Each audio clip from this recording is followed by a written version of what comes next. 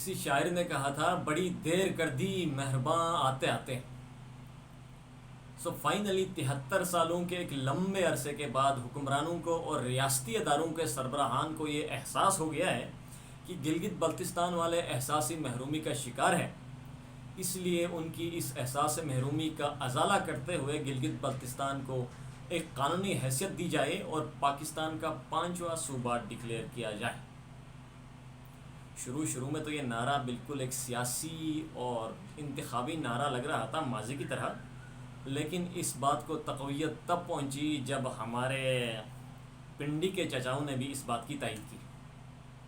عام آدمی کی اس ویڈیو میں ہم بات کریں گے گلگت بلتستان کی موجودہ سیاسی اور قانونی حیثیت اور مستقبل میں بننے والی پروویژنل سٹیٹس کا. اس سے پہلے اگر آپ نے چینل کو سبسکرائب نہیں کیا ہے تو سبسکرائب کریے اور بیل آئیکن کو پریس کرنا مت بھولیے.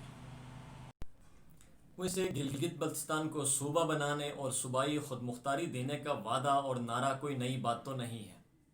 ماضی میں حکمرانی کرنے والے تمام حکمران سول اور ملٹری لیڈروں نے اپنے اپنے دور میں گلگت بلتستان والوں کے ساتھ بہت سارے وعدے کیے، لیکن کسی نے بھی عمل نہیں کیا.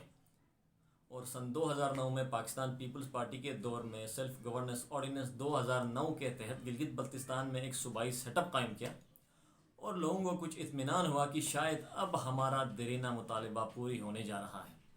لیکن وقت گزرنے کے ساتھ ساتھ لوگوں کو یہ احساس ہو گیا کہ یہ صرف ایک ڈرامہ ہے، ایک ڈھونگے، اور لوگوں کو بزی رکھنے کے لیے یہ صرف ایک ڈرامہ رچایا جا رہا ہے. ایک ایسا سیٹ اپ جس میں ایک وزیر اعلیٰ، کچھ وزیر اور چند مشیر جن کی ڈور دور سے کوئی اور بیٹھ کے کھینچتا ہے.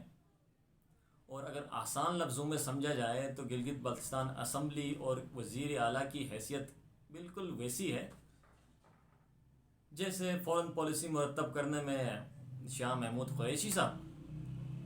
اور اس سے آسان اگر بنایا جائے تو گلگت بلتستان کی وزیر اعلیٰ کی حیثیت بالکل ایسا ہے جیسے آج کل کے مسلم نون کے صدر شہباز شریف. کیا آپ نے کبھی ایسی تحریک کے بارے میں سنا ہے جو ایک خطے کو کسی ملک کے ساتھ ملانے کے لیے چلائی جا رہی ہو؟ اس وقت دنیا میں چلنے والی تحریکیں سیلف ڈٹرمنیشن اور فریڈم کے لیے چلائی جا رہی ہیں، جیسے جموں کشمیر، فلسطین، اسکاٹ لینڈ، کردستان اور بہت سارا.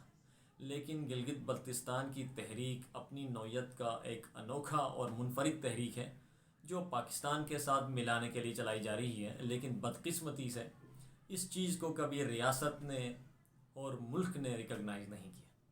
ریاست اور حکومت گلگت بلتستان کو صوبہ بنانے کے فل موڈ میں ہے اور یہ ایک خوشائن بات ہے.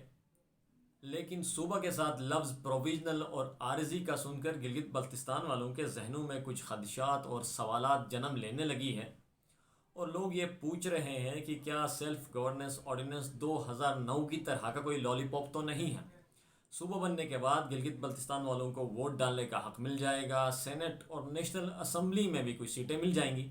لیکن کچھ سوالات ایسے بھی ہیں جو گلگت بلتستان والے اس وقت پوچھ رہے ہیں. نمبر 1، کیا گلگت بلتستان کو دوسرے صوبوں کی طرح سیاسی، معاشی اور قانونی حقوق حاصل ہوں گے؟ نمبر 2، کیا گلگت بلتستان کو دوسرے صوبوں کی طرح ملکی وسائل اور ذخائر میں سے جائز حق مل جائے گا؟ نیشنل فائنانس کمیشن اور NFC ایوارڈ میں گلگت بلتستان کو نمائندگی حاصل ہوگی؟ نمبر 3، کیا اپنے وسائل جیسے پانی اور سیاحت کے عوض دوسرے صوبوں کی طرح گلگت بلتستان بھی رائلٹی کلیم کر پائے گا؟ نمبر 4، کیا گلگت بلتستان کے داخلی اور سیاسی معاملات میں راولپنڈی کا اثر کچھ کم ہوگا؟ یہ وہ چند سوالات ہیں جو صوبہ بننے سے پہلے گلگت بلتستان والوں کے علم میں لانا انتہائی ضروری ہے. امید کرتے ہیں کہ اب ماضی کی طرح صرف لفظی چیزیں نہیں ہوں گی اور اپنے نعروں اور وعدوں پہ کچھ عمل درآمد بھی ہوگا. لیکن سوال یہ ہے کہ کیا گلگت بلتستان والوں کو کچھ فیصلوں میں شامل کیا جائے گا؟